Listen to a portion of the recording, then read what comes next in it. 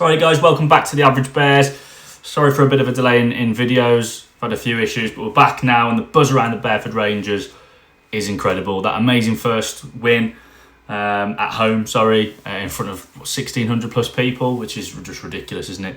Electric atmosphere, and that is extended around the club as well. The project's really starting to pick up and capture people's imagination, which is great to see. And on the transfer front, it's clear that the manager, Martyn Lee, and the community trust aren't just sitting back and enjoying the good start. They've been busy behind the scenes, already looking to strengthen the squad, and we knew it was necessary, especially in some areas, didn't we? The ink's barely dry, the paint on the pitch is barely dry on the start of the new season, and we've already got a first wave of player movement, and we're going to have to get used to it, I think, at this level. But we've had one move on and three hopefully crucial signings move in. And that's exactly what we want to see in it, the club being proactive, not just sort of sitting on their hands and waiting until things are a problem, really getting at it. So first up, the out. We're saying a farewell to striker Ayo Sheppard. It's interesting because he started both games, didn't he? So you would have thought, at least for now, he was part of the gaffer's plans. So in that sense, it's a little bit of a shame. But you have to ask the question, don't you? Was he playing more in lack of options? Was he ready to play? He worked hard, didn't he? But he never found the back of the net for us. And did he ever really look like he was going to be the guy? Probably unfair and too early to tell. But he's moved on anyway to another step 16 side, Casa Benfica, something or other, whatever.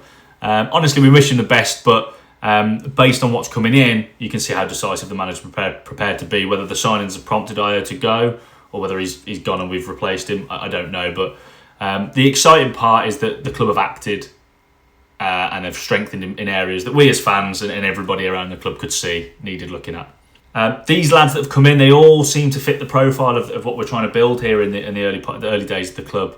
Players with something to prove, whether that's from a decent youth academy that haven't found themselves a club, or players that have bounced around non-league and have never really established themselves, but have got some potential, or someone at least thinks they've got some potential. So these lads all fit that profile. So first up, let's start with the one that I'm probably most excited about, and I imagine most of the fans will be. Pretty much a direct replacement for Ayo Sheppard, and that is 22-year-old English striker Darren Brannigan. Now, we've been crying out for a goal scorer, haven't we? And hopefully Darren can be that man. He fits the Bearford model that I just mentioned. He's got a decent youth pedigree, came through the ranks at Preston a few years back. But he's bounced around since, and again, he's yet to really ignite his career, even at non-league. So he'll be hungry and he'll have something to prove, and that's what we want. Next up, we welcome 21-year-old Albanian centre-back, because we need a bit of European spice in our back line, apparently, Ergis Shala. Now, he's another player with a good youth background, this time Southend United. And he's had a taste of men's football with a loan at Harlow as well. We definitely needed more cover and competition at centre-back.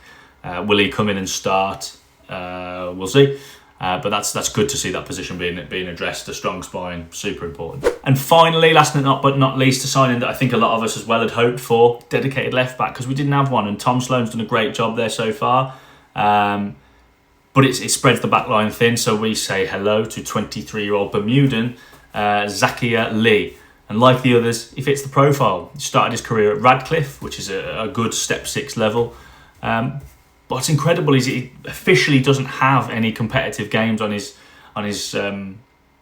record, which just means he's just never really established somewhere. He'll have been playing in reserves and all sorts of things like that. But ultimately, this is probably of the three the ultimate something to prove signing. He's a bit of an unknown.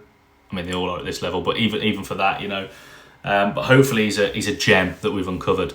So looking at these moves, there's a clear strategy emerging, isn't there? We're bringing in these young, hungry players who have had a good sort of start off to football with good coaching, good level coaching at professional academies. But they've not made it after that. They've not found their way in the game, and they could probably play higher if they've been at those academies, to be fair. But this project's got a bit about it, and something's helping us attract these players. So that's exciting. It's really exciting. I mean, even if they don't stick around for a long time, we could be connected with some big names in non-league football one day. So it's a really happy time to be a Bearford fan. The team's winning. It's a good start. The crowds have been amazing. The club's actively getting stronger, and it looks like the manager and the people running the club have got their heads screwed on. There's some clear gaps in the squad, and there are a couple as well. But those positions have been addressed, or they've attempted to be addressed really quickly. So you've got to rate it. But that's, it's one sort of starter out. He's been replaced with someone, hopefully, that will be a bit more ruthless. And a couple of other players in key positions as well. We don't know what they're going to be like, do we? But they've at least got a little bit more of a pedigree than the guys from the trial. No disrespect to them, and obviously some of them have performed really well. But it can only be positive. It can only be positive. But what do you think of the signings, guys? Do you think the club's addressed the right areas? What would be next for you in terms of transfers or positions that we should target? And out of Brannigan, Shala, and Lee, who are you most excited to see play? Will they all start? We'll see. Leave your thoughts in the comments below, guys. Would love to hear from you. And don't forget to subscribe and all of that stuff. We'll keep you up to date with all the news. Preview for the next game against Village Manchester under-21s will be up soon, so I'll catch you in that one. But otherwise, thanks for watching.